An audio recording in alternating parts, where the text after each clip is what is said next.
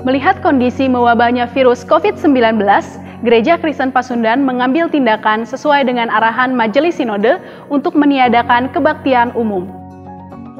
GKP Cimahi menyiapkan ibadah streaming secara online melalui YouTube, Facebook.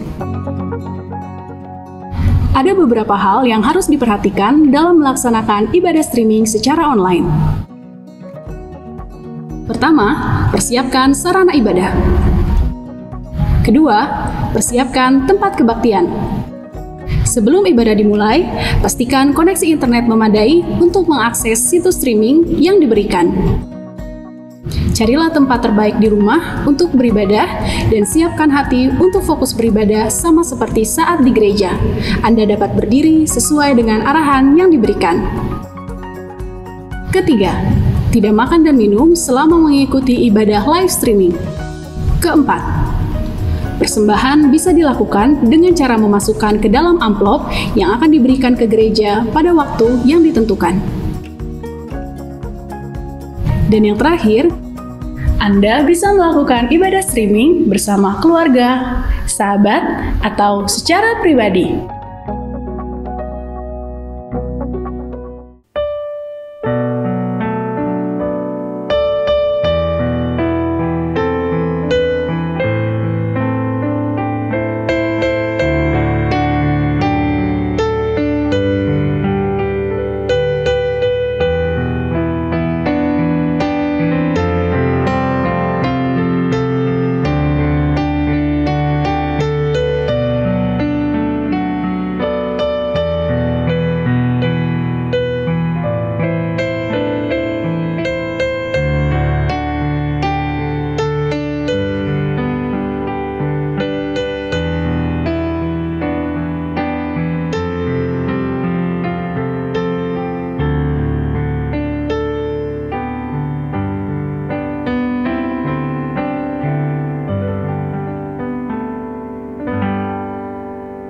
Shalom, salam damai sejahtera, salam sehat selalu, dan tetap semangat. Majelis Jemaat mengucapkan selamat hari Minggu, selamat beribadah walaupun dilaksanakan di rumah masing-masing, tetapi tetap satu. Melalui media online, kita muliakan Tuhan. Selanjutnya kami akan menyampaikan warta jemaat. Yang pertama, mohon dukungan doa bagi jemaat lansia yang sakit dan dalam masa pemulihan. Mari kita dukung dalam doa untuk Ibu Margareta Manopo, Ibu Purwoto, Ibu Yayah Sarah, dan Bapak Yohanes Sutardi. Juga bagi jemaat yang sakit atau dalam masa pemulihan, Ibu Endang Parwesi, Saudara Kristono, Irala, Ibu Kurniati Sairun, Bapak Peter Tahalatu, dan Bapak Herman Tarigan. Selanjutnya, yang kedua, kebaktian peresmian pengakhiran masa pelayanan. Setelah melalui percakapan 3 pihak antara Majelis Sinode GKP, Majelis Jemaat GKP Cimahi, dan Pendeta Audra pada tanggal 12 Juni 2020, maka kebaktian peresmian pengakhiran masa pelayanan Pendeta Audra S. Rumsayor di GKP Jemaat Cimahi akan dilaksanakan pada hari Minggu, tanggal 2 Juni 2020. Waktu pukul 9.00 sampai dengan selesai, dilaksanakan di GKP Jemaat Cimahi. Untuk pelaksanaan kebaktian, seperti biasa dengan pembatasan penghadiran, dan ibadah akan dilaksanakan secara live streaming untuk dapat disaksikan oleh seluruh warga jemaat GKP Cimahi dan jemaat GKP lainnya dari rumah masing-masing. Untuk penghadir di gereja dibatasi mengacu kepada protokol kesehatan COVID-19 masa PSBB pada bulan Juni 2020, yaitu utusan Majelis Sinode, Majelis Jemaat GKP Cimahi, Pendeta Audra Stephanie Rumsayer dan keluarga, serta utusan dari komisi-komisi dan pengurus wilayah GKP Cimahi.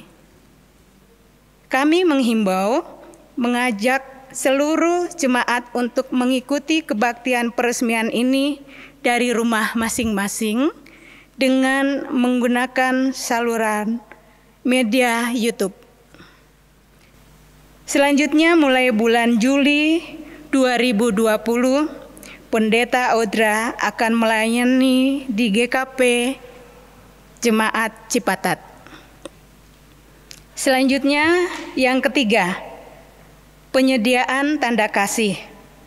Sehubungan dengan pengakhiran masa pelayanan Pendeta Audra Stephanie Rumsayer di GKP Jemaat Cimahi, sebagai ungkapan syukur warga jemaat atas pelayanan tersebut, atas pelayanannya, gereja kita sebagai periode tahun 2015-2020, Majelis Jemaat menyediakan kotak atau box khusus untuk menampung tanda kasih dari warga jemaat yang dapat diserahkan ke gereja pada hari Minggu dan hari Kamis pukul 10.00 sampai dengan 14.00. Tanda kasih dari jemaat dapat berupa barang atau dapat berupa dana. Selanjutnya yang keempat, ibadah umum Minggu Tatap Muka. Direncanakan mulai tanggal 5 Juli 2020, ibadah umum Minggu akan dilaksanakan secara tatap muka di gereja. Waktu pelaksanaan ibadah pukul 07.30 sampai dengan 10.00. Dan bagi jemaat lansia dan anak-anak dihimbau tetap melaksanakan ibadah di rumah masing-masing secara online.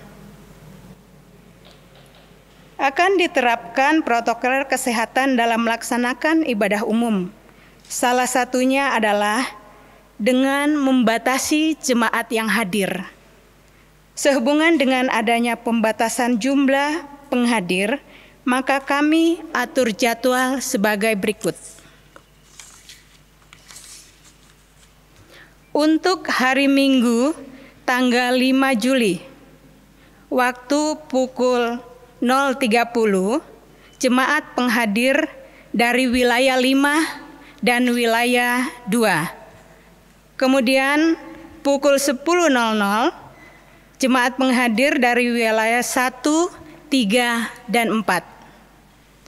Selanjutnya Minggu tanggal 12 Juli pukul 07.30 dari wilayah 1, 3, dan 4. Kemudian pukul 10.00 dari wilayah 5 dan 2. Selanjutnya hari Minggu 19 Juli pukul 07.30 dan pukul 10.00. Kemudian Minggu tanggal 26 Juli dengan waktu yang sama, ibadah akan ditentukan kemudian. Untuk keterangan wilayah, wilayah 1, Citerep, Pasar Atas, Cihanjuang, Cibabat, Ciberem, Kebun Kopi, Gunung Batu, dan sekitarnya yang terdekat. Kemudian untuk wilayah 2, Lewi Goong, Kalidam, Pasir Kumeli, Cigugur Tengah, Ganda Wijaya, Jalan Lurah, Simpang, Sriwijaya, pojok utara, selatan, dan sekitarnya. Selanjutnya untuk wilayah 3. Kebonsari, Baros, Cimindi, Marga Asih, Lui Gajah, Kihapit, Cibeber, dan sekitarnya. Selanjutnya untuk wilayah 4. Warung Contong, Mekarsari sampai dengan Jembatan Tol Cibeber. Tipar, Pondok Dustira, Cisangkan Hilir, dan sekitarnya. Selanjutnya untuk wilayah 5, Padasuka, Cisangkan Gilang, Sangkuriang, Cipageran, dan wilayah Kabupaten Bandung Barat.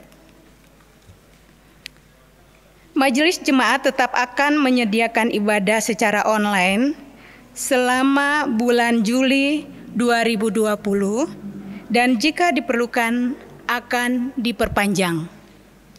Selanjutnya yang kelima, ibadah umum dengan perjamuan kudus. Dalam rangka Hari Pekabaran Injil GKP akan dilaksanakan perayaan perjamuan kudus dalam kebaktian umum yang akan dilaksanakan pada hari Minggu tanggal 12 Juli 2020 pukul 7.30 sampai dengan pukul 7.30 dan 10.00 bertempat di gereja. Selanjutnya yang keenam, ibadah kategorial. Kegiatan dan ibadah kategorial akan dimulai pada minggu ketiga bulan Juli 2020 yang diatur secara bertahap oleh kategorial tertentu. Untuk sementara waktu, kegiatan sekolah minggu, kegiatan di rumah masing-masing, atau ibadah online. Selanjutnya yang ketujuh, ibadah umum tengah minggu atau KRT. Pelayanan ibadah KRT yang biasanya dilaksanakan setiap hari Kamis masih ditunda, digantikan dengan tajuk renungan malam secara daring melalui kanal YouTube setiap hari Kamis. Selanjutnya yang kedelapan, pelayanan katekisasi. Kegiatan kelas katekisasi remaja dan khusus mulai dilaksanakan pada bulan Juni 2020 dan teknik pelayanannya menggunakan atau melalui aplikasi WA Group. Yang kesembilan, pelayanan lainnya. Majelis Jemaat tetap akan melaksanakan pemberkatan pernikahan jemaat maupun pelayanan pemakaman warga jemaat, termasuk jika berdampak COVID-19.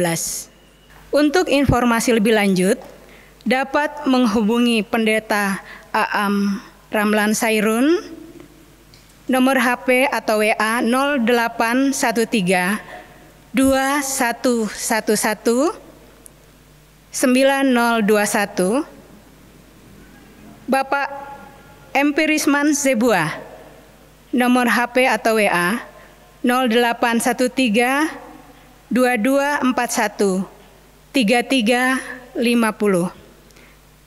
Dan dapat juga menghubungi Bapak Penny MC Tepung, nomor HP atau WA 0812 8375 1290. Warta jemaat selesai, selamat beribadah.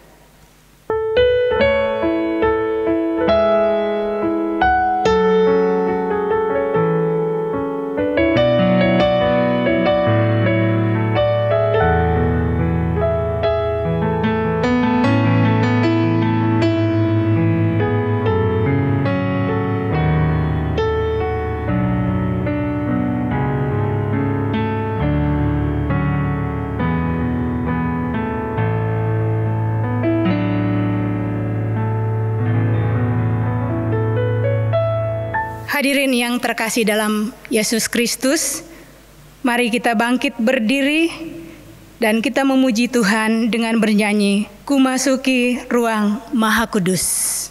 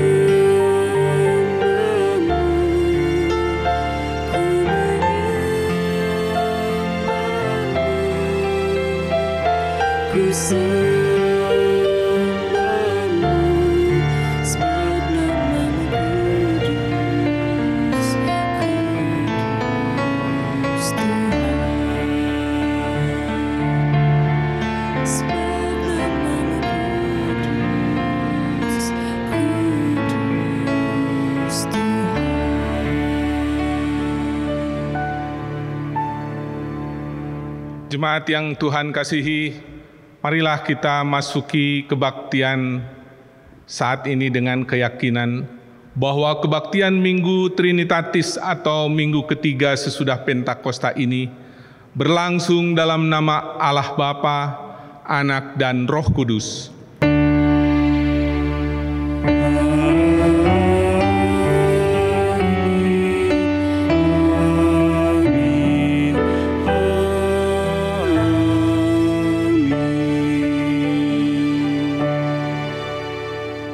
Damai sejahtera dari Allah beserta saudara sekalian. Dan beserta saudara juga.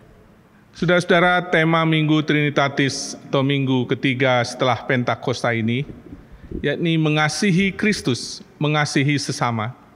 Adapun nats pembimbing didasarkan pada kesaksian Injil Yesus Kristus menurut Matius pasal 10 ayat 42 yang demikian.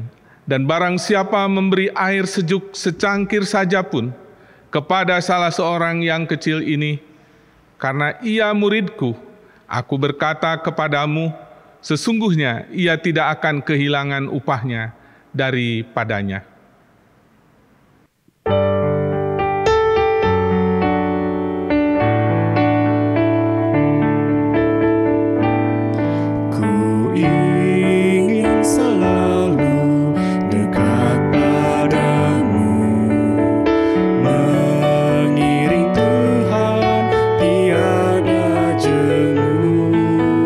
Bila kau pimpin jalan hidupku,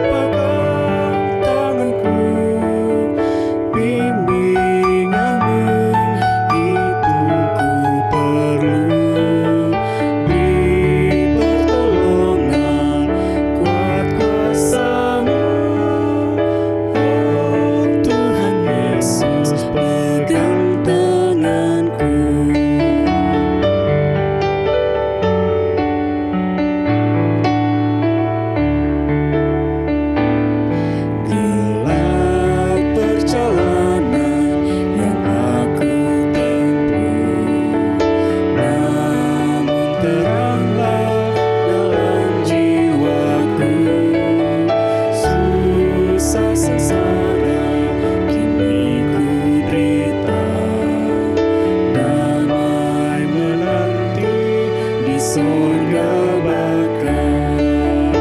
Oh Juru selamat tanganku, bimbinganmu itu ku perlu. Beri pertolongan kuat kuasa-Mu. Oh Tuhan Yesus, pegang tanganku. Bapak, Ibu, adik-adik pemuda, remaja, dan anak-anak, pimpinan dan tuntunan Tuhan bagi umat-Nya telah begitu sempurna. Salah satunya dinyatakan kepada kita melalui hukum-hukum-Nya. Dan saat ini, marilah kita ingat ulang hukum Tuhan seperti yang diajarkan Tuhan Yesus sendiri. Kasihilah Tuhan Allahmu dengan segenap hatimu, dan dengan segenap jiwamu, dan dengan segenap akal budimu. Itulah hukum yang terutama dan yang pertama. Dan hukum yang kedua, yang sama dengan itu, ialah kasihilah sesamamu manusia seperti dirimu sendiri. Pada kedua hukum inilah tergantung seluruh hukum Taurat dan kitab para nabi. Matius 22 ayatnya yang ke-37 sampai dengan 40.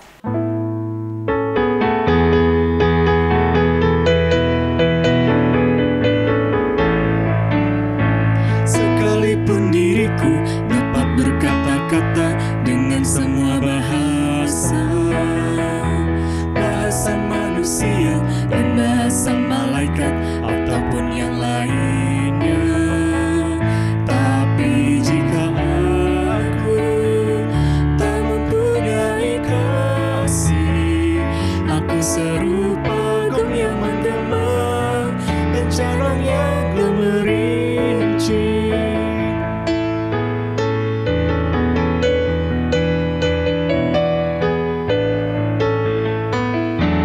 Sekalipun diriku memiliki karunia bernubuat, sekalipun diriku punya iman sempurna untuk pindahkan gunung, tapi jika aku tak mempunyai kasih, tiada berguna lagi diriku, tiada berguna diriku.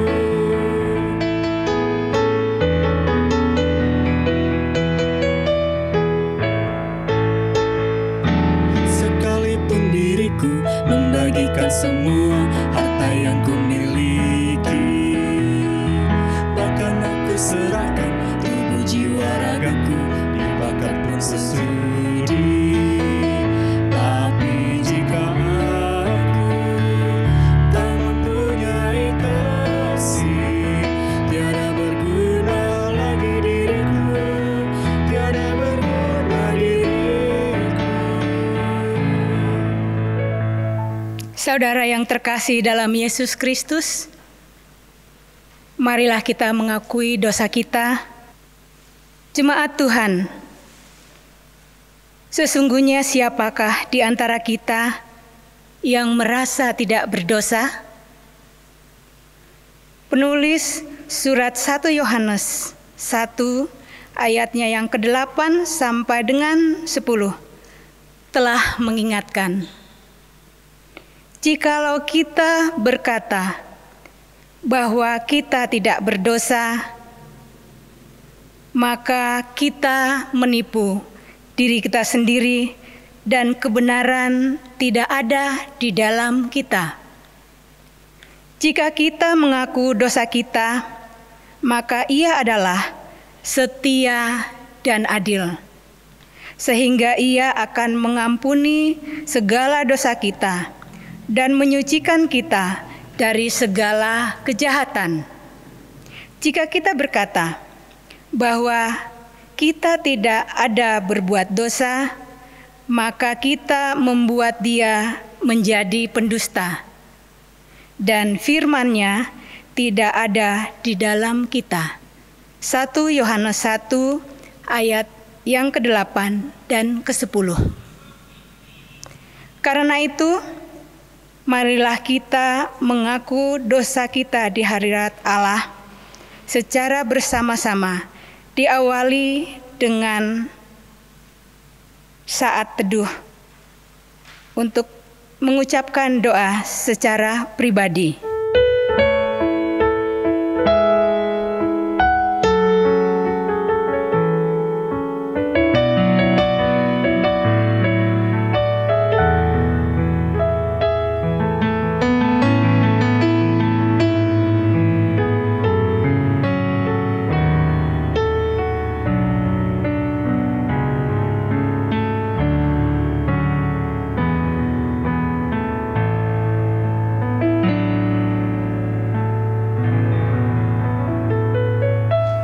Kita ucapkan bersama-sama.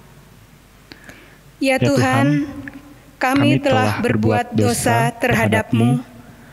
Kami telah berdosa terhadap sesama kami, dalam pikiran, perkataan, dan perbuatan. Telah banyak kami menyimpang dari jalan-Mu yang benar.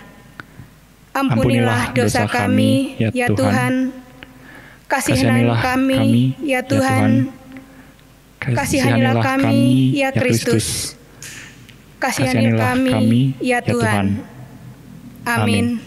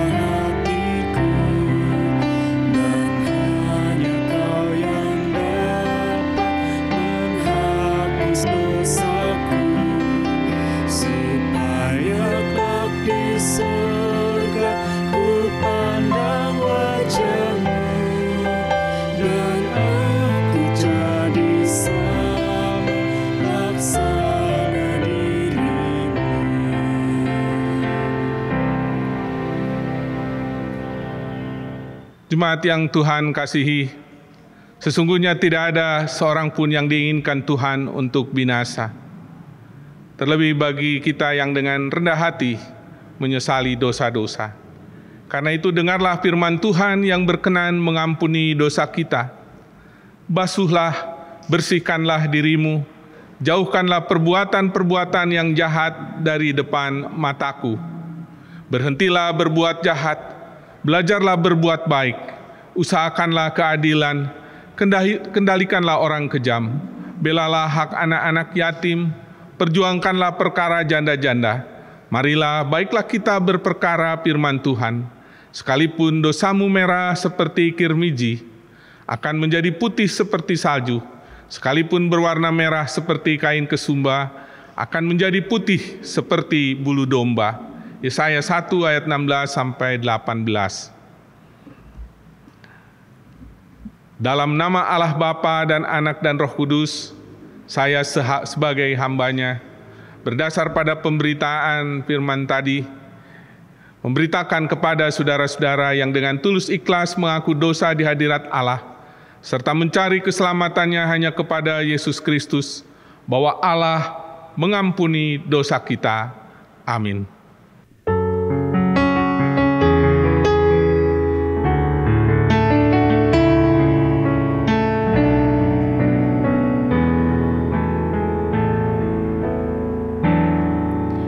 Seperti rusa rindu sungaimu, jiwaku rindu Engkau. Kaulah Tuhan hasrat hatiku, ku rindu menyembahmu. Engkau kekuatan dan perisaiku, kepadamu rohku berserah. Kaulah Tuhan hasrat hatiku, ku rindu menyembahmu. Yesus, Yesus, Kau berarti bagiku. Yesus, Yesus, Kau segalanya bagiku. Kau segalanya bagiku.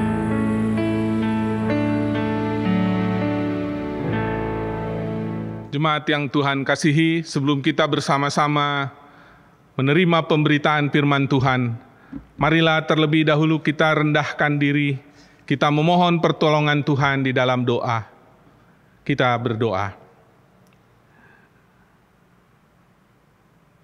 Ya Allah, firman-Mu adalah pelita bagi kaki kami dan terang bagi jalan kami. Di dalam firman-Mu itulah kami mendapat tuntunan untuk melangkah. Karena itu di tengah-tengah kehidupan yang acap kali membawa kami ke dalam ketidakpastian, ketidakjelasan, kami memohon kiranya firman itu juga yang akan terus ada di dalam hidup kami. Kami ingin memberi diri, membuka hati, menyambut firman Tuhan. Berilah kepada kami telinga yang mendengar. Kami memohon di dalam nama Tuhan Yesus, Tuhan dan Juru Selamat kami. Amin. Bapak, Ibu, dan saudara-saudara, marilah kita bersama-sama membuka Alkitab kita, bagian Alkitab yang akan mendasari renungan kita hari ini, terambil dari Injil Matius, pasal yang ke-10, ayat yang ke-37 sampai ayat yang ke-42. Namun saya ingin membacanya dari mulai awal perikop ayat 34. Mari kita bersama-sama menyimaknya. Demikian Injil Yesus Kristus menurut penuturan Matius. Yesus membawa pemisahan bagaimana mengikut Yesus. Jangan kamu menyangka bahwa aku datang untuk membawa damai di atas bumi. Aku datang bukan untuk membawa damai, melainkan pedang. Sebab aku datang untuk memisahkan orang dari ayahnya, anak perempuan dari ibunya, menantu perempuan dari ibu mertuanya. Dan musuh orang ialah orang-orang seisi rumahnya. Barang siapa mengasihi bapa atau ibunya lebih daripadaku, ia tidak layak bagiku. Dan barang siapa mengasihi anak laki-laki atau anak perempuan lebih daripadaku, ia tidak layak bagiku. Barang siapa tidak memikul salibnya dan mengikut aku, ia tidak layak bagiku.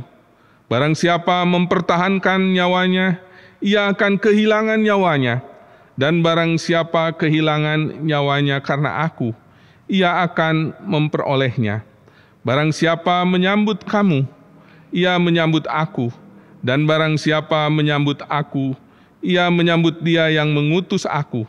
Barang siapa menyambut seorang nabi sebagai nabi, ia akan menerima upah nabi.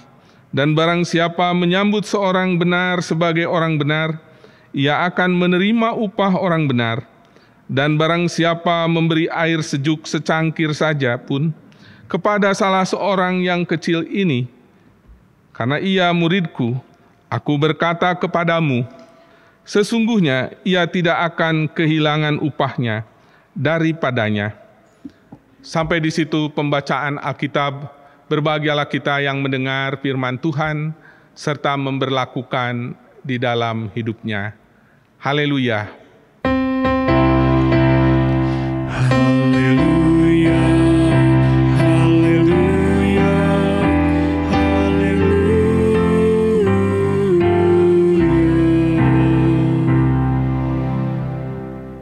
Selamat pagi Bapak, Ibu, dan saudara-saudara, juga anak-anakku sekalian. Senang sekali kita berjumpa kembali di dalam kebaktian Minggu. Ya, sepertinya sudah semakin dekat kepada saat kita berkumpul kembali di tempat ibadah di gereja.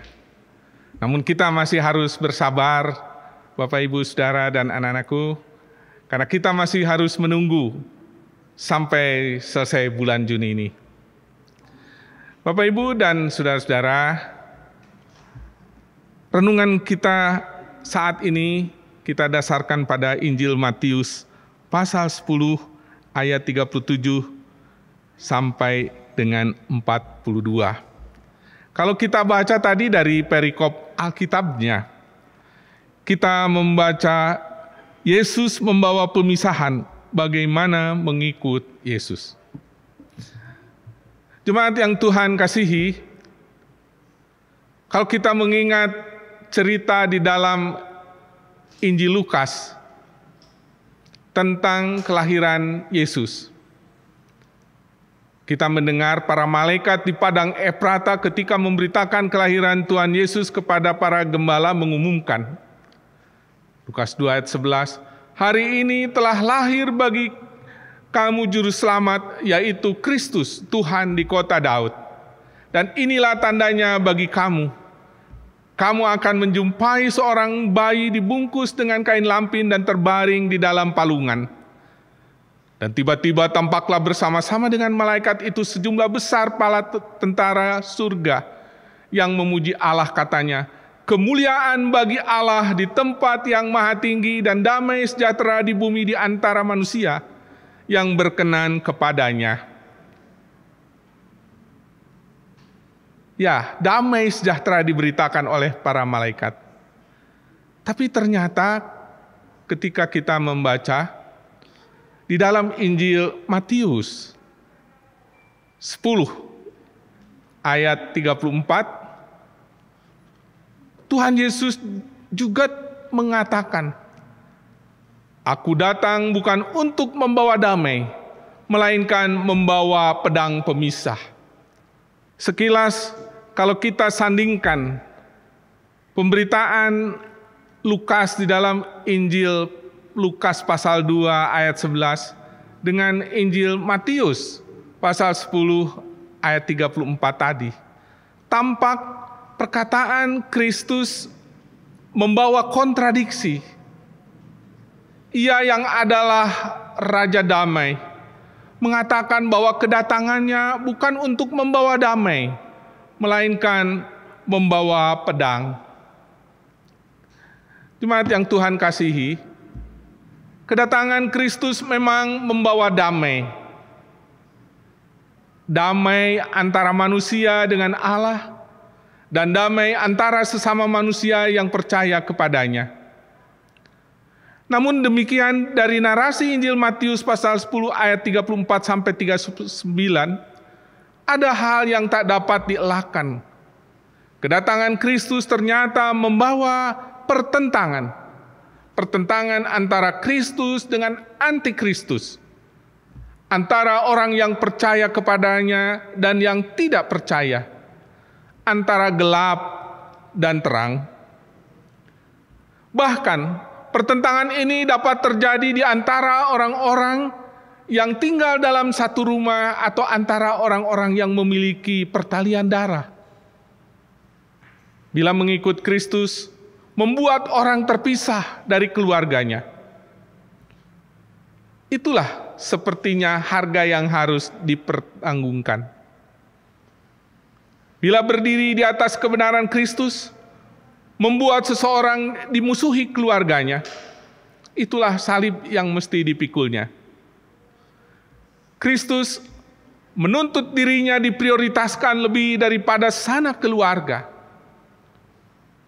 Ini memang tidak mudah. Apakah Yesus tidak berkenan pada ikatan persatuan keluarga? Tentu saja ia sangat berkenan, saudara-saudara, bahkan menghendaki. Yang Yesus tidak berkenan atau tidak inginkan adalah ikatan kesatuan yang pertama mengutamakan kesatuan di atas yang lain.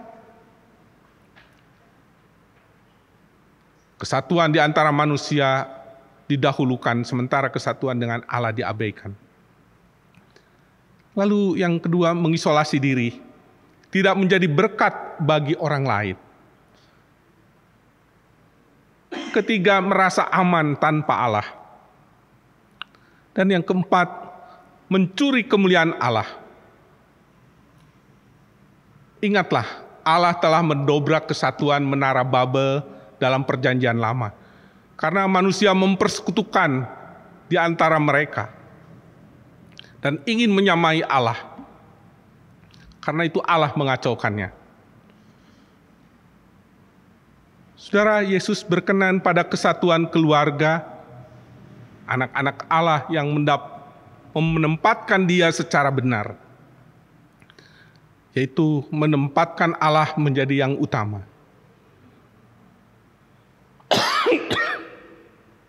Menjadi Raja dan Tuhan di atas segalanya. Kemudian melalui jalan salib, orang-orang percaya dipersatukan. Yesus menyamakan diri dengan murid-muridnya.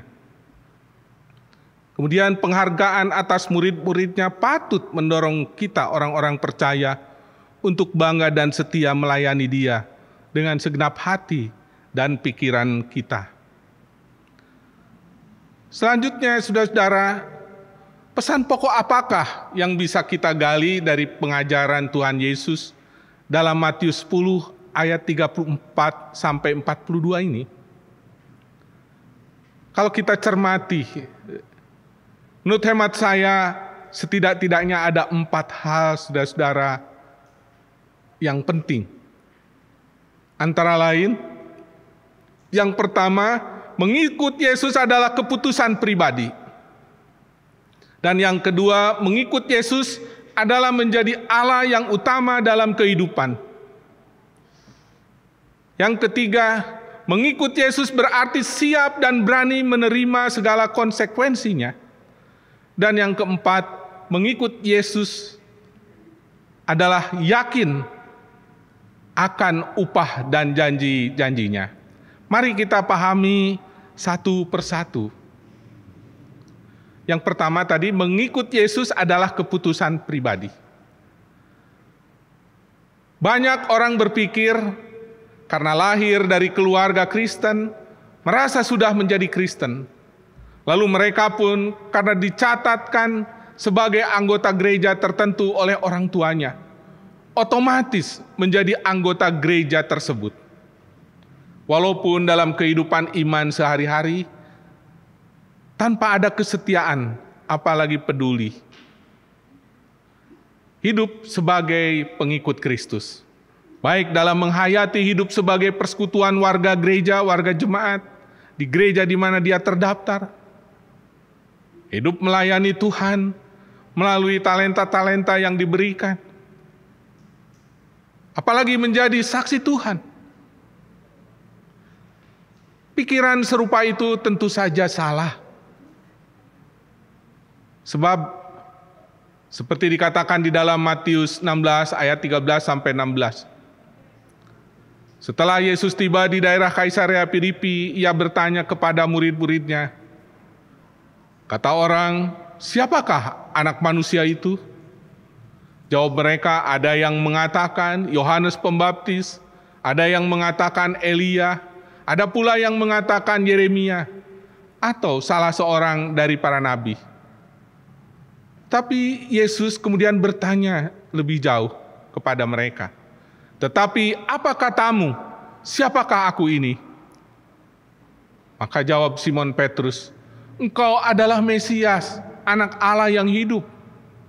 Dan kemudian kata Tuhan Yesus kepada Simon, berbahagialah engkau Simon bin Yunus, sebab bukan manusia yang menyatakan itu kepadamu, melainkan Bapa-Ku yang di sorga. Jadi pengakuan terhadap Yesus itu harus pribadi. Selanjutnya kalau kita membaca 2 Korintus 5 ayat 10, pengajaran Rasul Paulus. Di sana dikatakan demikian. Sebab kita semua harus menghadap tahta pengadilan Kristus, supaya setiap orang memperoleh apa yang patut diterimanya, sesuai dengan yang dilakukan dalam hidupnya ini, baik ataupun jahat. Bapak, Ibu, dan Saudara, dengan ajarannya ini, Yesus mau menyatakan bahwa setiap orang harus mengambil keputusan secara pribadi. Keputusan percaya Yesus tidak bisa kolektif. Maka dalam satu keluarga bisa terjadi perpecahan antara yang percaya kepada Yesus dan menolak Yesus. Ingat, pengajaran Yesus ini menyangkut situasi darurat ketika penganiayaan terhadap orang Kristen menjadi-jadi. Orang yang bimbang dan mendua hati atau menghitung untung rugi tidak layak, saudara-saudara, di hadapan Allah. Tadi dikatakan dalam ayat 37 sampai 38. Hanya orang-orang yang berani menyerahkan hidup pada Allah yang akan beroleh hidup. Selanjutnya yang kedua, mengikut Yesus adalah menjadikan Allah yang utama dalam kehidupan. Mari kita baca lagi Matius pasal 10 ayat 35 sampai 37. Tadi dikatakan demikian, sebab aku datang untuk memisahkan orang dari ayahnya, anak perempuan dari ibunya, menantu perempuan dari ibu mertuanya. Dan musuh orang ialah orang-orang seisi rumahnya. Barang siapa mengasihi bapa atau ibunya lebih daripadaku, ia tidak layak bagiku. Dan barang siapa mengasihi anaknya laki-laki atau perempuan lebih daripadaku, ia tidak layak bagiku. Apa maksud dengan perkataan Yesus? Di sini Yesus tidak mengajarkan kita untuk memusuhi keluarga atau orang di sekeliling kita untuk disebut layak mengikut Dia. Itu ajaran salah dan ekstrim yang menimbulkan kesalahpahaman bahwa kekristenan mengajarkan seseorang tidak menghormati orang tuanya. Di sini Yesus mengajarkan bahwa kita harus menempatkan Allah sebagai yang nomor satu dalam hidup kita. Semua yang lain, termasuk orang tua, istri, suami, keluarga, atau sahabat, harus ditempatkan sesudah Dia, sesudah Allah. Demikian juga kalau kita membaca di dalam perikop sebelumnya dari bacaan Alkitab tadi, Matius 10 ayat 32, ayat 33, menyangkut iman. Tuhan Yesus mengatakan, setiap orang yang mengakui aku di depan manusia, aku juga akan mengakuinya di depan Bapa-Ku di sorga. Tetapi barang siapa menyangkal aku di depan manusia, aku tidak akan menyangkalnya di depan Bapa-Ku yang di sorga. Yang ketiga, saudara-saudara, mengikut Yesus berarti siap dan berani menerima segala konsekuensinya. Saudara, tidak sedikit orang Kristen mengira bahwa menjadi Kristen akan merasakan keteduhan, kesejahteraan, dan keselamatan semata. Ya, tidak semuanya benar. Bahwa Tuhan menjanjikan keteduhan, kesejahteraan, dan keselamatan, hal itu jangan diragukan, saudara-saudara. Tetapi janji Tuhan tidak hanya itu. Sebab Ia pun menuntut kesetiaan dan kepercayaan umat ketika mereka juga harus berada dalam kekhawatiran, ketakutan, keterancaman, bahkan ketika mereka pun harus memberikan nyawanya demi imannya kepada Tuhan. Karena itu Tuhan Yesus berfirman lebih jauh, ayat 38 dan 39. Barang siapa tidak memikul salibnya dan mengikut aku, ia tidak layak bagiku. Barang siapa mempertahankan nyawanya, ia akan kehilangan nyawanya. Dan barang siapa kehilangan nyawanya karena aku, ia akan memperolehnya. Yang keempat, mengikut Yesus adalah yakin akan upah dan janji-janjinya. Saudara, hidup kita kadang mengalami fluktuatif. Semangat kita bisa kendur dalam pelayanan. Itu pertanda bahwa kita kurang mensyukuri kasih karunia Allah yang sedemikian besar. Hanya dengan bertelut di bawah kaki salibnya lah kita boleh diperbaharui kembali. Kembali kepada kasih yang mula-mula, kembali pada penyerahan diri sepenuhnya, kembali pada perenungan tentang harga yang begitu mahal yang telah Tuhan berikan bagi nyawa kita, yaitu nyawanya sendiri. Mengapa? Kesungguhan kita mempertaruhkan hidup dalam iman dan kepercayaan kepada Allah di dalam Yesus. Bapak Ibu Saudara, tidak akan berjumpa dengan kesia-siaan.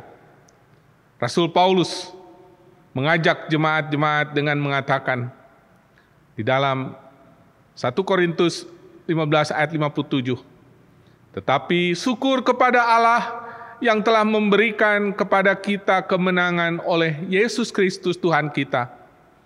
Karena itu, saudara-saudaraku yang kekasih, berdirilah teguh, jangan goyah, dan giatlah selalu dalam pekerjaan Tuhan.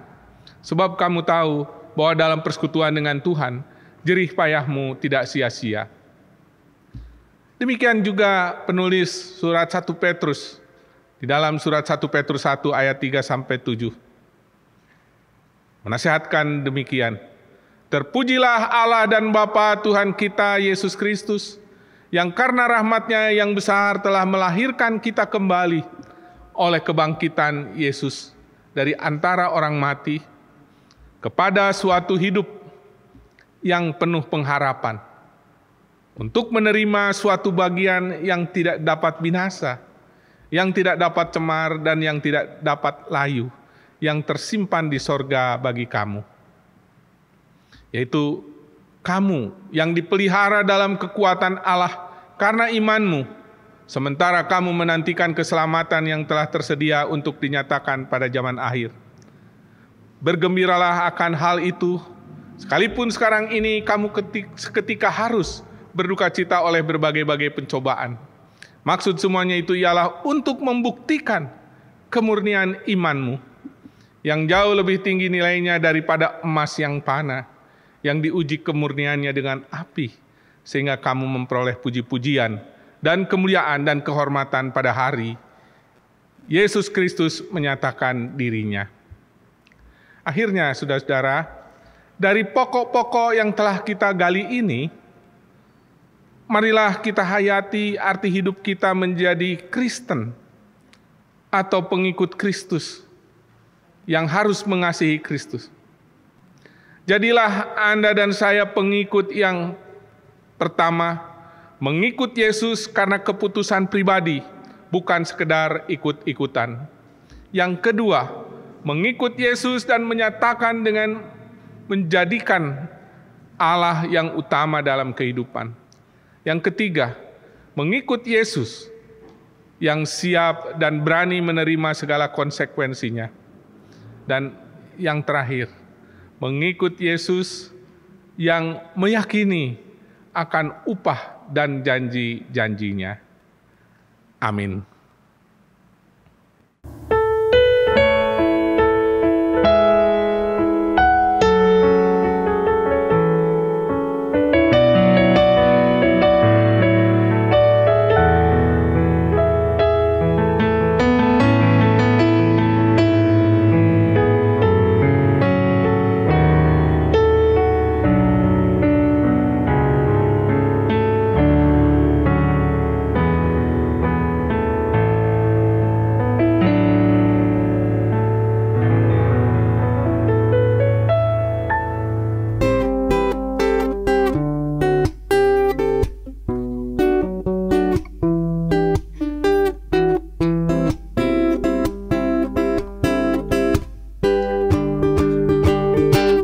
Pagi ini Yesus menyapaku dengan kasih-Nya, tutur lembutnya, hangat peluknya.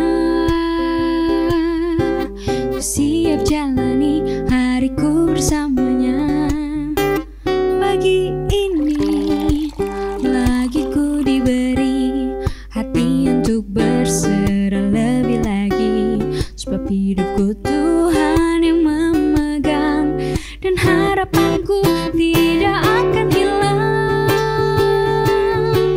Pegang erat tanganku, genggam erat jariku, peluk erat tubuhku, tuntun langkah hidupku. Tanpamu ku takkan mampu jalani hari-hariku. Yesus, Kaulah cinta sejatiku.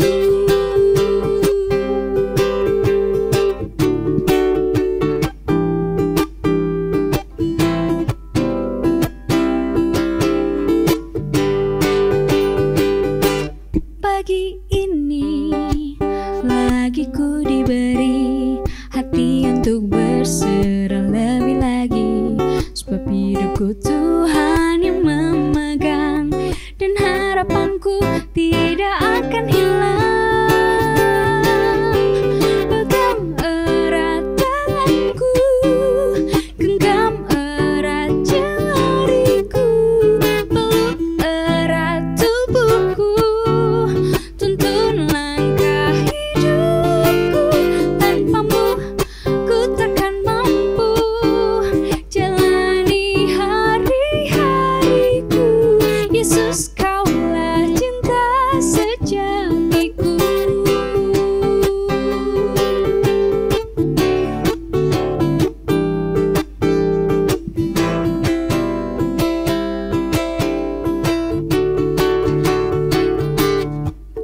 Pegang erat tanganku, genggam erat jemariku, peluk erat tubuhku, tuntun langkah hidupku. Tanpamu ku takkan mampu jalani hari-hariku. Yesus, Kaulah cinta sejatiku. Yesus, Kaulah cinta sejatiku.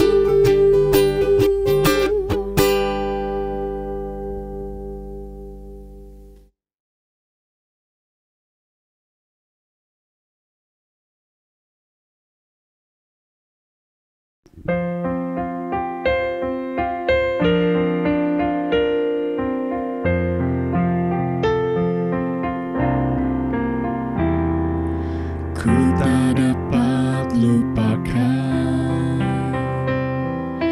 kebaikan yang ku terima, pengorbananmu yang mulia, jadikan ku berharga.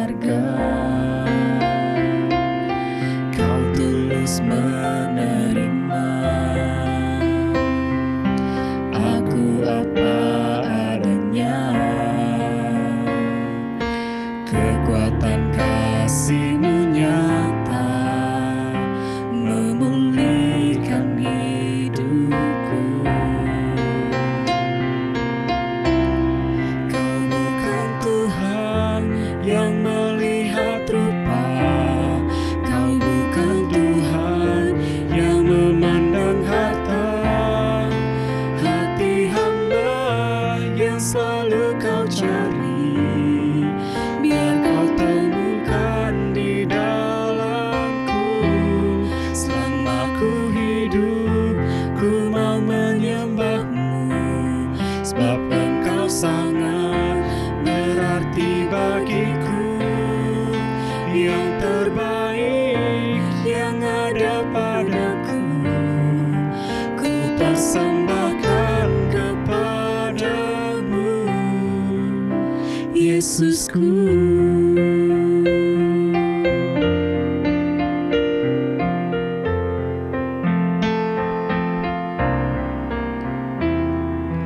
Ku tak dapat lupakan kebaikan yang ku terima, pengorbanan-Mu yang mulia jadikan ku berharga. Kau tulus menerima aku apa adanya,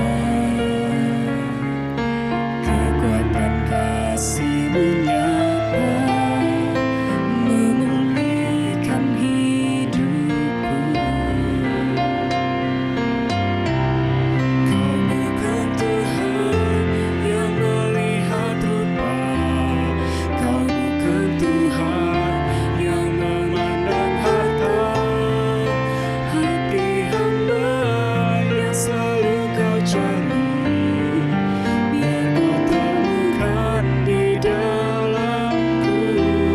Selama ku hidup, ku mau menyembah-Mu, sebab Engkau sangat berarti bagiku. Yang terbaik yang ada padaku, ku persembahkan kepadamu, Yesusku.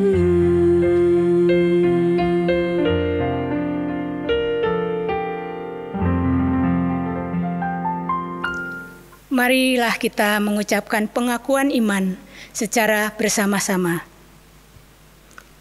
Aku percaya kepada Allah, Bapa yang Maha Kuasa, Khalik langit dan bumi, dan kepada Yesus Kristus, Anak-Nya yang tunggal, Tuhan kita, yang dikandung daripada Roh Kudus, lahir dari anak darah Maria, yang menderita di bawah pemerintahan Pontius Pilatus, disalibkan, mati dan dikuburkan, turun ke dalam kerajaan maut.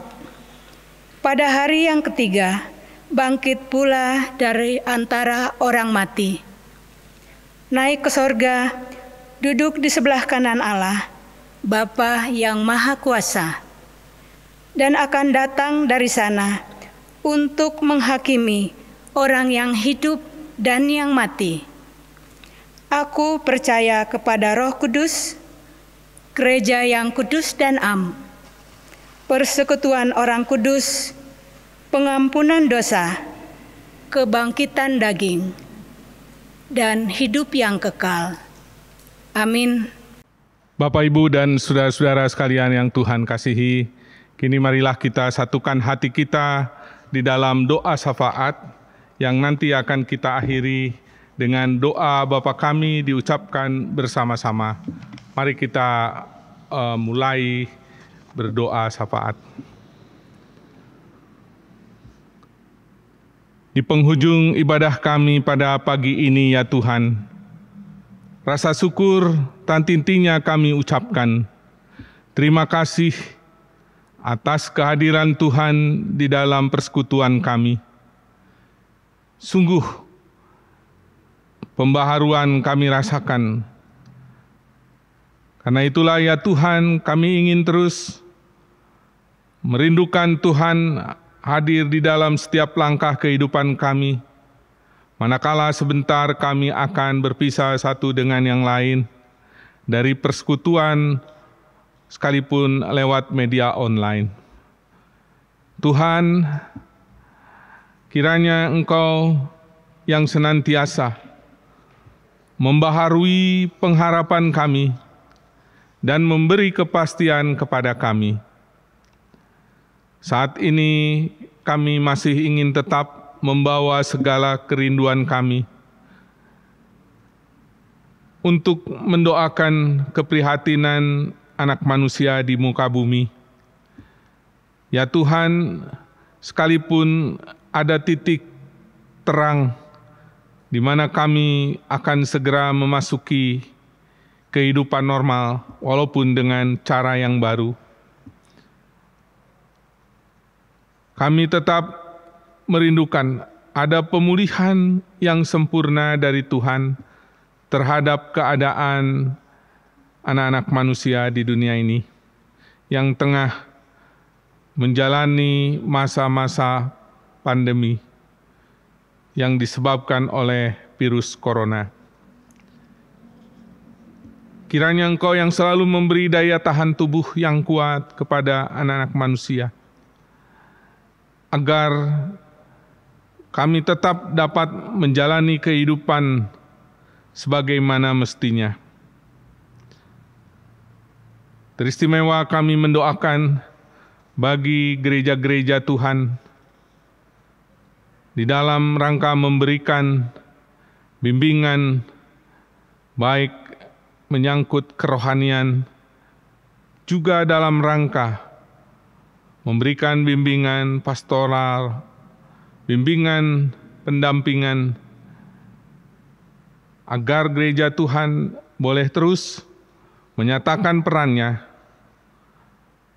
Kami mendoakan untuk pembinaan dalam menggalang kegiatan-kegiatan persekutuan, ibadah-ibadah walaupun dilakukan dari jarak jauh, tetap bisa dilaksanakan. Kami menyerahkan seluruh pengambil kebijakan, para pimpinan gereja, pimpinan jemaat, demikian juga tim ibadah yang secara khusus melaksanakan operasional kegiatan ibadah. Kiranya oleh Tuhan selalu diberikan hikmat, talenta, terlebih stamina yang kokoh agar kami dapat melaksanakan tugas itu dengan baik. Ya Tuhan, kami juga secara khusus mendoakan anggota jemaat yang dalam kesesakan, mereka yang terbaring sakit, baik di rumah maupun di rumah sakit. Tuhan, kiranya oleh Tuhan senantiasa dikaruniai kesabaran, keteguhan iman. Lebih dari itu, Tuhan karuniakan kesembuhan, berkati upaya-upaya baik yang dilakukan oleh dokter, juru rawat, demikian juga obat-obat yang digunakan, agar semuanya menjadi alat kuasa Tuhan bagi penyembuhan mereka. Secara khusus saat ini kami menyerahkan beberapa anggota jemaat yang masih dalam perawatan, baik di rumah sakit, demikian juga di rumah. Kami menyerahkan Bapak Talas Simatupang, Ibu Kurniati Sahirun, Bapak Herman Tarigan, kiranya oleh Tuhan selalu diberi kekuatan di dalam menanti kesembuhannya. Demikian juga kami menyerahkan mereka yang sudah berada dalam pemulihan, Bapak Peter Talahatu, demikian juga Bapak Susilo. Terima kasih untuk anugerah pemulihan oleh Tuhan. Biarlah mereka dikaruniai pemulihan yang prima.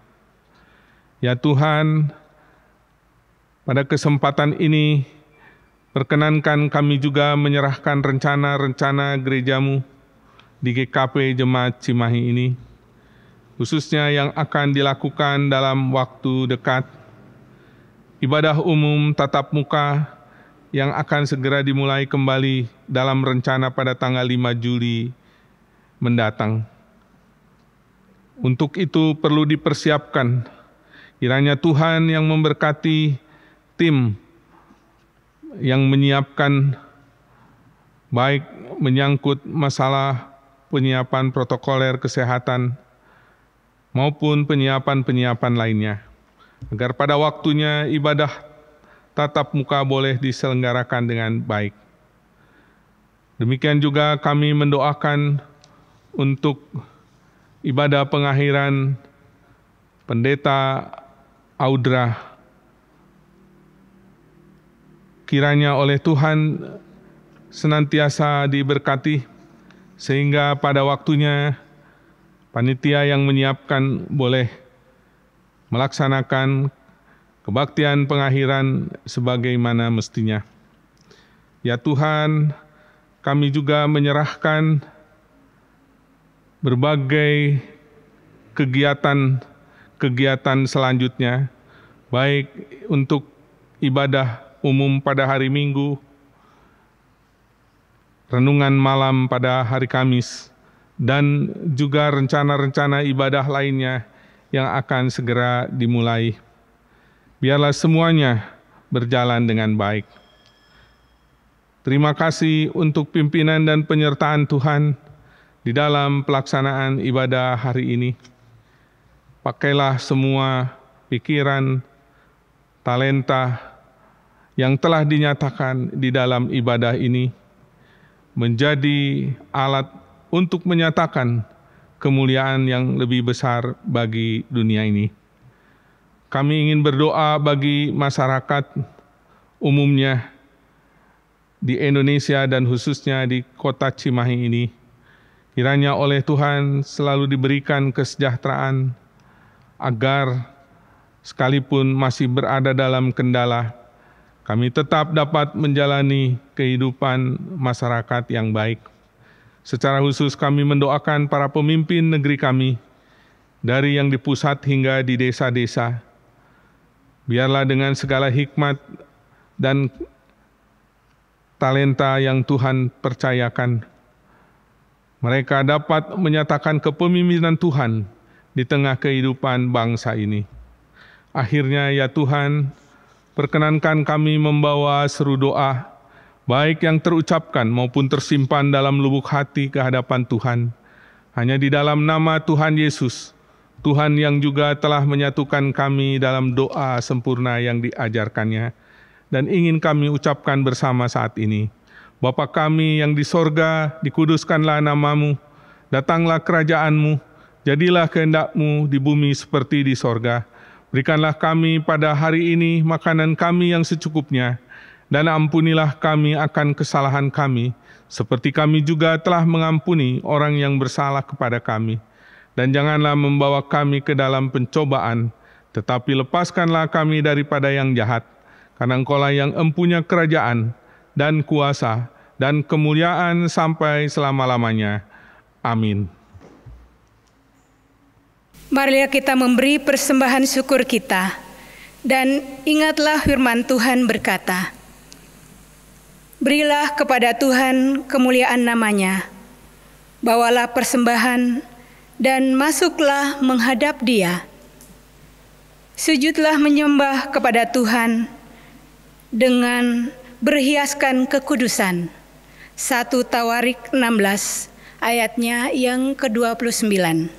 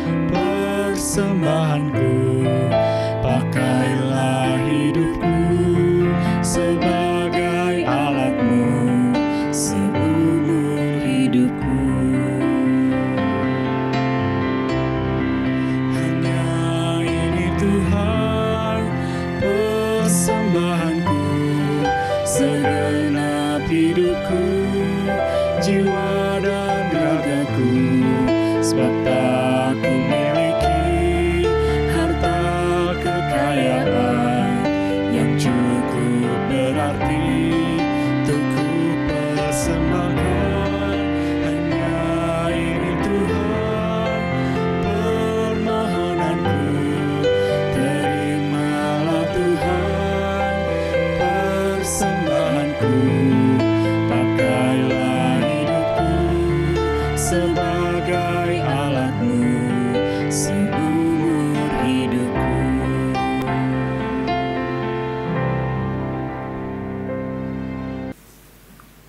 Kami undang jemaat untuk berdiri. Mari kita berdoa. Tuhan, dengan segala kerendahan hati, disertai kesadaran bahwa segala yang kami miliki, semuanya berasal daripada-Mu. Maka saat ini kami datang menghadap-Mu dengan membawa persembahan yang tiada artinya dibandingkan dengan kasih-Mu yang besar, yang senantiasa menaungi kami dalam setiap langkah kehidupan. Kiranya Engkau berkenan menerima persembahan kami ini, Tuhan. Ajarlah kami mensyukuri setiap berkat yang Tuhan karuniakan, sekecil apapun. Dan jadikanlah juga kami saluran berkat bagi sesama. Amin.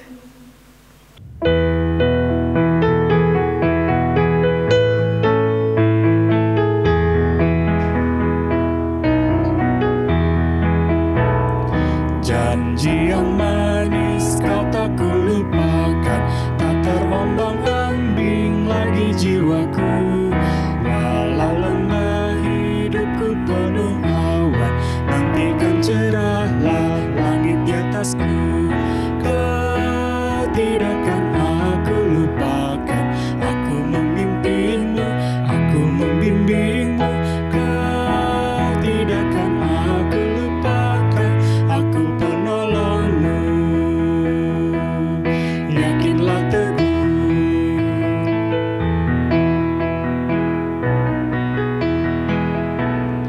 yakinkan janji Kau tak ku lupakan. Dengan sukacita aku jalan terus.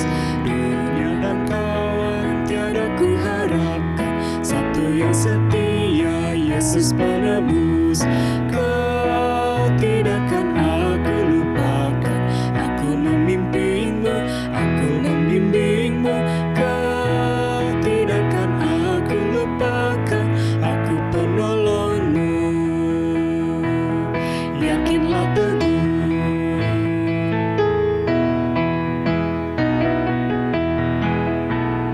dan bila pintu surga dibukakan, selesailah sudah susah dan lelah, kan ku dengarlah suara mengatakan, hamba yang setiawan, mari masuklah. Kau tidakkan aku lupakan, aku memimpinmu, aku membimbingmu. Kau tidakkan aku lupakan, aku penolongmu. Yakinlah teguh. Jemaat yang Tuhan kasihi, Tuhan Yesus menyatakan apa yang diinginkannya kepada kita semua, bahwa Dia bukan hanya sebagai pembawa damai sejahtera, tapi Ia juga membawa pedang pemisah. Apa yang dinyatakannya untuk mengajak murid-muridnya, gerejanya, dan Anda dan saya untuk lebih sungguh-sungguh lagi menjadi pengikutnya. Jadilah pengikut Yesus karena keputusan pribadi, bukan sekedar ikut-ikutan. Mengikut Yesus adalah menyatakan dengan menjadikan Allah yang utama dalam kehidupan. Mengikut Yesus harus siap dan berani menerima segala konsekuensinya. Mengikut Yesus harus meyakini akan upah dan janji-janjinya. Kini pergilah dan sambutlah berkat Allah. Kasih karunia Tuhan Yesus Kristus dan kasih Allah dan persekutuan Roh Kudus menyertai saudara-saudara. Amin.